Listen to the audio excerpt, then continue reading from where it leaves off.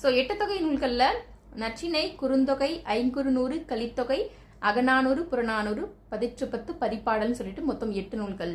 அதே போல 10 பாடலை பார்த்தீங்க அப்படின்னு பார்த்தீங்கன்னா திருமுருகாற்றுப்படை, பொருணராற்றுப்படை, சிறுபானாற்றுப்படை, பெரும்பானாற்றுப்படை, கூத்தராற்றுப்படை, இதுக்கு இன்னொரு பேர் மலைப்படுகடாம்.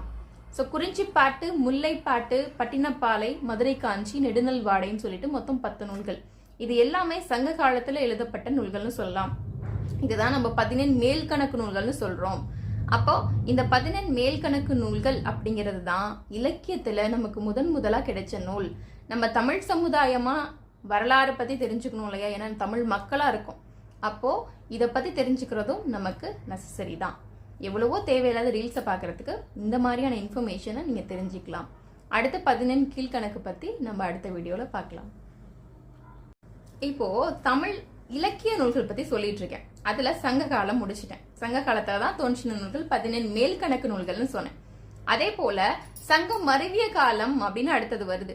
இந்த சங்கம் மருவிய காலம்னா என்ன அப்படின்னு பாத்தீங்கன்னா அத மறுவுதல் அப்படின்னா ஒருங்கிணைக்கப்படுதல் அப்படின்னு அர்த்தம். சரிங்களா? சோ இல்லாட்டி மாறுபடுதல்னு அர்த்தம். அந்த முதல் 2 சங்கங்கள் என்ன பண்ணிடுச்சு? அழியப்பட்டிருக்கு. அதனால அந்த 2 சங்கங்கள்லையும் எஞ்சி நின்ற இதர புத்தகங்களையும் சேர்த்து என்ன பண்றாங்க? 3ஆம் தமிழ் சங்கத்தோட சேர்த்து ஒருங்கிணைச்சிடுறாங்க.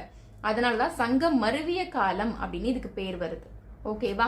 சோ அப்போ இந்த சங்கம் மருவிய காலம் அத ஆட்சி புரிஞ்சவங்க யாரு அப்படின்னு பாத்தீங்கன்னா களப்பிரர்கள் அப்படின்னு சொல்லிட்டு சொல்றாங்க.